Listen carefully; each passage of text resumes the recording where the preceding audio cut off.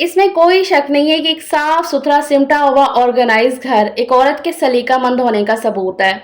क्योंकि कभी भी घर का बड़ा या छोटा होना मायने नहीं रखता, मायने रखता है उस घर की खुशियां, सुकून, इत्मीनान और उसको तरतीब दिया हुआ। क्योंकि हर किसी के पास ना ही महंगा घर, ना ही कोई लग्जरी लाइफ, ना ही कोई महंगा फर्नीचर होता है। सिर्फ एक चीज होती है औरत के पास, जो कि है उसकी समझदारी और सलीकामंदी। तो वो चाहे अपनी समझदारी से छोटी सी झोंपड़ी को भी महल बना दे, और चाहे तो बड़े से महल को भी वीरान कर देती है। तो आज के ब्लॉग में मैं अपनी ये छोटी सी जन्नत, अपने छोटे से घर की डीप क्लीनिंग करूंगी और आपके साथ बहुत ही यूजफुल से क्लीनिंग हैक्स शेयर करूंगी। अस्सलाम वालेकुम, क्या हाल चाल है, कैसी है मेरी सब शहजादी बहनें, मेरे भाई सब खैरियत से हैं ना? अल्हम्दुलिल्लाह जी, मैं बिल्कुल ठीक ठाक हूँ, अल्लाह का करोड़ों बार शुक्र है। आज का ब्लॉग आपने पूरा देखना है बिना स्किप करे।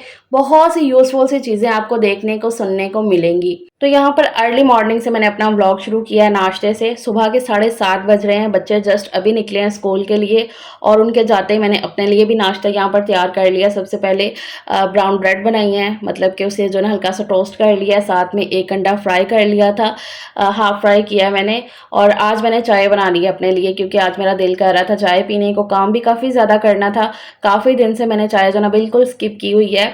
आज मैंने कहवा तो मैं बनाती हूँ, आपको पता, लीमू निचोड़ती हूँ कहवे के अंदर, लेकिन आज मैंने जो ना दूध डाल दिया, लीमू नहीं मैंने निचोड़ा है। आपको पता है आपकी बहन डाइटिंग कर रही है। अल्हम्दुलिल्लाह जी, ये मेरा नाश्ता था। तो सबसे पहले आज मैंने नाश्ता किया, वरना ज़्यादातर मेरी ये रूटीन होती है कि घर के सारे काम मैं ख़त्म करके, जो डेली की क्लीनिंग होती है ना, उसको ख़त्म करके फिर मैं नाश्ता करती हूँ। लेकिन आज मुझे ज़रा ना डीप क्लीनिंग करनी थी घर की। इसलिए ना मैंने पहले नाश्ता करना प्रेफर किया, क्योंकि नाश्ता अच्छे से होगा ना तभी एनर्जी आएगी हम औरतों के अंदर, तभी जो है ना काम अच्छे से और सुकून भरे हो सकेंगे। तो यहाँ पर ना फुल एनर्जी के साथ अल्हम्दुलिल्लाह से मैं शुरू हो गई हूँ। सबसे पहले तो ना हॉल से ये जो सोफ़ा कम बेड है ना, ये सुबह हस्बैंड मेरे साथ उठवा के गए थे। मैंने उन्हें बोल दिया था कि आज मुझे क्लीनिंग करनी है, वॉश वगैरह करना पूरे घर को, तो ये सोफ़ा जो है ना मेरे साथ आप बाहर रखवा दो, तो वो कूलर के ऊपर ना रखवा दिया है। अच्छा, उसके बाद ना जो हॉल में लगे हुए थे ना हैप्पी बर्थडे के ज़यानी सजील की बर्थडे के टाइम पे हमने लगाई थी, वो डेकोरेशन की थी, तो तब से लगे ही हुए थे। तो आज मैंने वो भी हटा दिए। मैंने कहा ज़यान आप इनके साथ खेलो, तो मैं जो ना क्लीनिंग कर लेती हूँ अच्छे से, ज़रा ना साफ़ सफाई हो जाएगी। तो जाले वाले मुझे कुछ कुछ नज़र आ रहे थे। जब डीप क्लीनिंग होती है ना, ये 20-22 दिन बाद, मतलब कि ना हद 1 महीने बाद मैं लाजमी ये ना करती ही करती हूँ, क्योंकि थोड़े थोड़े जाले जो है ना वो लगने लग जाते हैं।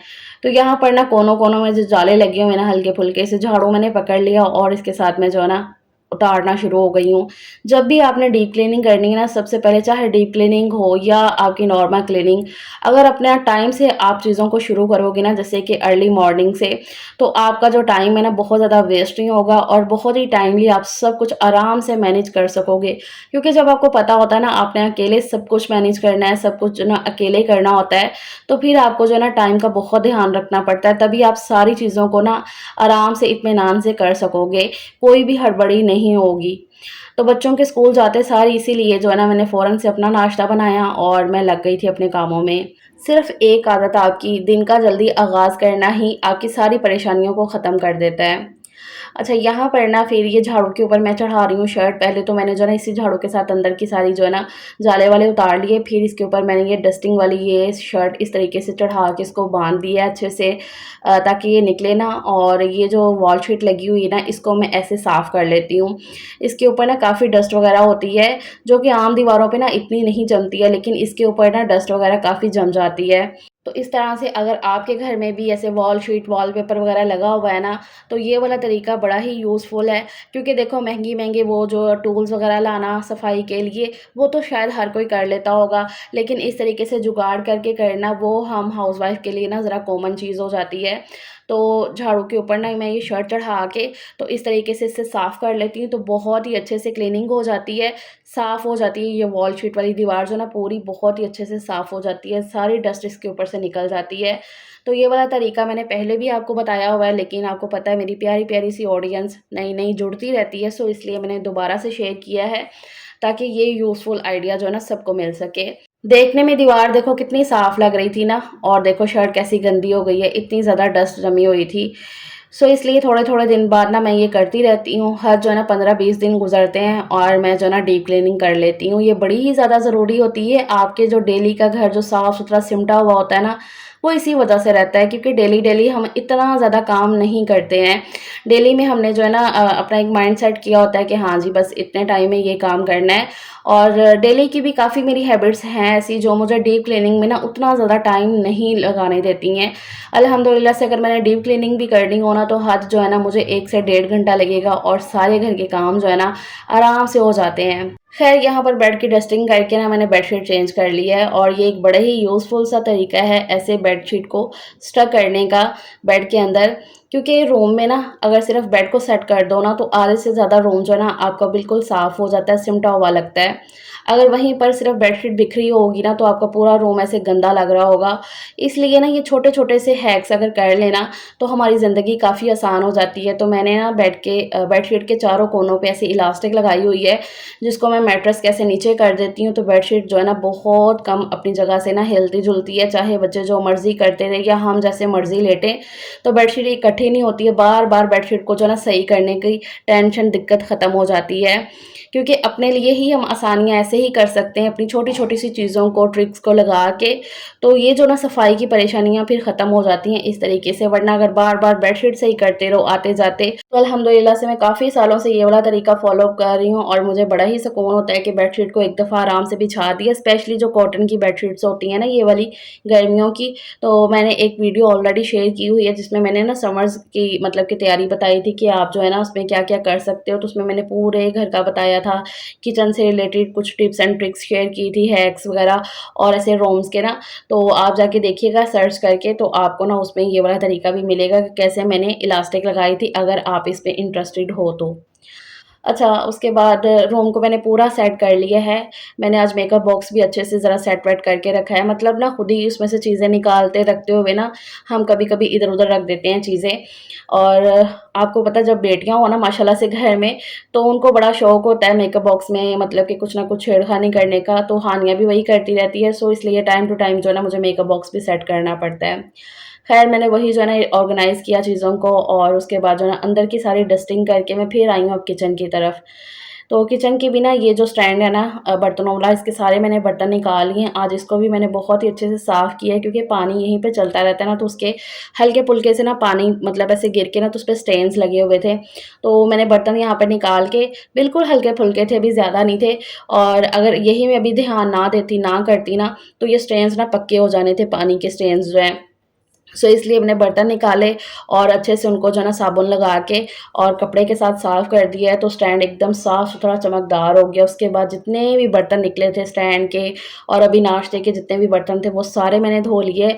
और ये वाला रैक जो है ना इसको भी अब मैं वॉश कर लूँगी। ये भी मुझे हल्का-फुल्का सा गंदा लग रहा था। ये मेरी आदत है कि जैसे किचन का सामान या घर का भी सामान थोड़ा बहुत गंदा होता है ना, मैं साथ के साथ ही मेरी कोशिश होती है कि मैं उसको वॉश कर लूँ, उसको धो लूँ, साफ़ कर लूँ, क्योंकि तभी आसानी रहती है। अगर चीज़ ज़्यादा गंदी हो जाए ना, उसको साफ़ करना उतना ही ज़्यादा मुश्किल हो जाता है। इसलिए ना अपनी आसानी ऐसे ही बनाया करें, चाहे वो किचन का सामान है या घर का कोई भी सामान है, थोड़ा बहुत गंदा है तभी उसे साफ़ कर लिया करें, तो चीज़ें जो है ना बिल्कुल साफ़-सुथरी रहती हैं। और ख़ैर यहाँ पर ये रैक मैं वॉश कर रही थी। अच्छा, इसके ऊपर ना स्टेन्स लगे हुए थे ऑयल के, क्योंकि मैं ऑयल का जग रखती हूँ ना, तो वही ऑयल के स्टेन्स ना लगे हुए थे, जमे हुए थे, वो उतर ही नहीं रहे थे नॉर्मल साबुन से। तो फिर इसके ऊपर मैंने काला तेल डाला और अच्छे से इसको जो है ना साफ़ कर लिया, फिर सारे स्टेन्स वगैरह इसके उतर गए थे। काला तेल जो है ना काफ़ी यूज़फुल रहता है किचन की सफाई के लिए ना। एक तो बड़ा ही सस्ता सा होता है, इससे रिलेटेड भी बड़े ही सवाल आते हैं कि आप ये कहाँ से मिलता है, तो ये करियाना स्टोर से मिलता है। मतलब ये जो नॉर्मल करियाने की दुकानें होती हैं ना वहीं से ये मिल जाता है। 100 रुपए का भी लो ना तो हद आपका 1 डेढ़ महीना तो आराम से गुज़र जाता है। बस ये है कि इसको डेली बेसिस पे ना इस्तेमाल किया करें। ये जो पतीलियाँ होती हैं ना डेली बेसिस पे धुलती तो हैं, लेकिन उतना इस्तेमाल करें, क्योंकि ये ज़ाहिर-सी बात है केमिकल वगैरह है तो हाथों के लिए इतना ज़्यादा सही नहीं रहता है। बेहतर तो ये है कि ना ग्लव्स वगैरह पहन लो, लेकिन हम औरतें ज़्यादातर कहाँ पहनती हैं ग्लव्स। बर्तन धोने वाले जब पड़े हो ना तो बस लगे हाथ फटाफट ये होता है कि धो के परे मारो। अब कहाँ पे वो ग्लव्स वगैरह पहनते फिरो कोई भी बहुत ही कम होती हैं जो करती हैं। तो खैर डेली बेसिस पे ना इस्तेमाल किया करें, बाकी ये किचन की सफाई के लिए बड़ा ही सही रहता है।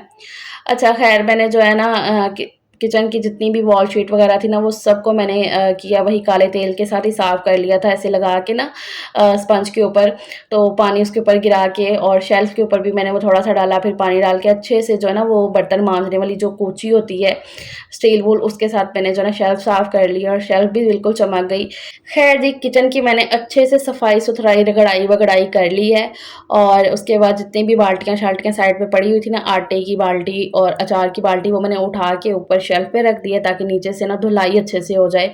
क्योंकि अब मैं पूरे घर की धुलाई करूँगी। इससे पहले मैंने झाड़ू ज़रा लगा लिया मोटा-मोटा सा, ताकि जितना भी बड़ा-बड़ा कचरा है ना तो वो एक दफ़ा पहले झाड़ू से निकल जाए और फिर धोना ना आसान हो जाए। मैं ऐसे ही करती हूँ, धोने से पहले ना ज़रा वो लगा लेती हूँ झाड़ू। इससे ये होता है कि जितना भी कचरा मोटा-मोटा होता है ना वो निकल जाता है, तो फिर वो आगे-आगे नहीं आता रहता है और फिर इस टाइम पे ना सिर्फ़ डस्ट को निकालना ही ना होता है धोने के टाइम पे। क्योंकि आज मैं काफ़ी दिन बाद जो है ना धो रही थी। आई थिंक मुझे महीना ही हो गया था घर को पूरा धोए हुए। हाँ, महीने से कम बोल लो, लेकिन ज़ काफ़ी दिन हो गए थे। तो इसलिए ना आज मैंने कहा नहीं, मैंने घर धोना ही है क्योंकि काफ़ी डस्ट हो गई थी। तो मुझे ऐसा लग रहा था कि साफ़ी से जो है ना वो नहीं साफ़ हो रही है।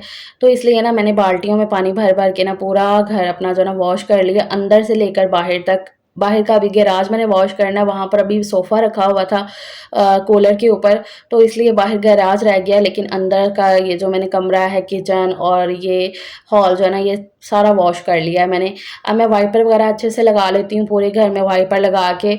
और यहाँ पर ये जो हॉल वाली जगह है ना, इसको तो मैं अच्छे से ड्राई कर लूँगी कपड़ा मार के, ताकि पूरा पानी वगैरह इसका खुश्क हो जाए। क्योंकि यहाँ पर मुझे सोफ़ा रखना था ये वाला, बड़ी ही मुश्किल से फिर मैं ये बेड कम सोफ़ा बाहर से उठा के लाई हूँ। वो मैं ही जानती हूँ कि कैसे लाई हूँ, वो उसको रिकॉर्ड करना पॉसिबल ही नहीं था। तो वो सोफ़ा फिर मैंने अंदर रख दिया और अब जो है ना मैं गैराज करूँगी। गैराज अब खाली हो गया ना, सोफ़ा यहाँ से हट गया है तो सबसे पहले तो ये कूलर को ना अच्छे से मैं साफ़ कर लूँगी और फिर यहाँ पर जो है ना धुलाई होगी। ये जो गैराज का एरिया है ना, इसको तो मैं ऑलमोस्ट रोज़ ही धो लेती हूँ। और ये जो मेरे प्लांट्स हैं ना, पता नहीं ये मनी प्लांट को क्या हो गया है, ये ना बिल्कुल ख़राब होने लग गया है। हालाँकि लास्ट टाइम मैंने इसकी ना अच्छे से गोडी वगैरह भी की है, लेकिन खाद वगैरह इसमें डाली है, लेकिन पता नहीं क्या हुआ है। इसके पत्ते ना आज वो ही सड़ रहे थे, तो मुझे देख के ना बड़ा ही अजीब-सा लगा, तो फिर इसके जो सड़े हुए पत्ते थे ना वो मैंने निकाल लिए हैं। पानी-वानी इसके अंदर डाला है। आप मुझे बताइएगा कि इसके लिए मैं क्या करूँ? मनी प्लांट जो है ना मेरा ऐसे ख़राब-सा हो रहा है, दूसरा प्लांट बिल्कुल सही है। तो अगर आपके पास प्लांट के रिलेटेड कोई टिप हो ना, मनी प्लांट को लेकर के इसको कैसे मैं अच्छे से ग्रो कर सकती हूँ, तो मुझे लाज़मी बताइएगा कमेंट सेक्शन में। ख़ैर यहाँ पर मैंने जो है ना गैराज की अच्छे से धुलाई कर ली है, वाइपर वगैरह लगा लिया है। लगा ही रही थी अभी मैं वाइपर, के सामने वाली आंटी है ना वो ऐसे डेली बाहर बैठ जाती हैं, उनकी तबीयत बेचारी की सही नहीं है ना, तो वो ज़्यादातर बाहर ही बैठी रहती हैं। तो वो मुझे कह रही थी कि फ़रा मुझे पानी पिलाओ, अक्सर वो मुझे ऐसे ही बोलती हैं कि फ़रा पानी पिलाओ, ठंडा-ठंडा पानी देना मुझे। तो वही मैंने आंटी को पानी दिया है, इतनी दुआएँ देती हैं ना, फिर वो मुझे इतनी दुआएँ देती हैं कि मुझे इतना सुकून होता है उनकी दुआएँ लेकर। अल्हम्दुलिल्लाह से ये सारी चीज़ें जो है ना, ये सहूलतें सबको मुयस्सर नहीं होती हैं। तो मैं कहती हूँ आपके पास जो है अल्लाह का इतना शुक्र अदा किया करें और बाकी सब के लिए दुआएँ करें कि अल्लाह ताला सबको ये नेमतें नसीब करे। अल्लाह ताला किसी को भी किसी भी चीज़ की कमी ना रखें, सबको सब कुछ दें। अच्छा, यहाँ पर ना वो जो अंदर का स्टैंड था मोबाइल वाला, वो भी मैंने निकाल के अच्छे से वॉश कर लिया था, फिर उसे दोबारा लगा के तो उसमें वही चार्जर वगैरह हम रखते हैं, मोबाइल चार्ज वहीं पे करते हैं, तो वो भी कर लिया। और उसके बाद कालीन वगैरह मैंने बिछा दिया था हॉल में। तो अल्हम्दुलिल्लाह से पूरे घर की जो साफ़-सफ़ाई है ना हो चुकी है। उसके बाद मैं खुद फ्रेश होके आ गई हूँ और ये जो पर्दा वगैरह ना ये मैं लगा देती हूँ इस टाइम पे ना, सीधा कर देती हूँ पर्दा जब सारे घर के काम हो जाते हैं ना। ज़यान को भी मैंने फ्रेश करवा लिया है और उसके बाद ये जो किचन में ये सारे मैंने चम्मच निकाल के धोए हुए थे, तो ये वापस से लगा दिए हैं। किचन को पूरा जो है ना रीसेट कर देती हूँ। तो अल्हम्दुलिल्लाह जी, इस तरीके से मैंने पूरे घर की डीप क्लीनिंग कर ली है और इतना ज़्यादा ये सुकून वाला टाइम हो जाता है ना, जब पूरा घर ऐसे नीट एंड क्लीन हो जाता है। एक औरत के लिए ना इससे ज़्यादा खुशी वाली कोई बात ही नहीं होती है इस टाइम पे। ऐसा ही है ना? मुझे बताइएगा लाज़मी। ख़ैर जी, अब माशाल्लाह से इतना काम किया था, एनर्जी काफ़ी लग चुकी थी और आपको पता है आपकी बहन डाइटिंग कर रही हैं। सो इसलिए ना अब मैं अपने लिए ये फ्रूट वगैरह काट लूँगी। ये जापानी फल आए हुए हैं, ये मुझे इतने ज़्यादा पसंद है माशाल्लाह माशाल्लाह से, अल्हम्दुलिल्लाह से। साथ में मैंने बनाना भी रख ली है। मैं और ज़ायान अब बैठेंगे, खाएँगे, अल्लाह का शुक्र अदा करेंगे। इसके ऊपर मैंने चाट मसाला हल्का-सा छिड़क लिया है और इंशाल्लाह नेक्स्ट वीडियो में आपको बताती हूँ कि आपकी बहन ने अब और कितना वेट लूज़ कर लिया है। चलो अपना ख़्याल रखिएगा, मिलते हैं बाद में। अल्लाह हाफ़िज़।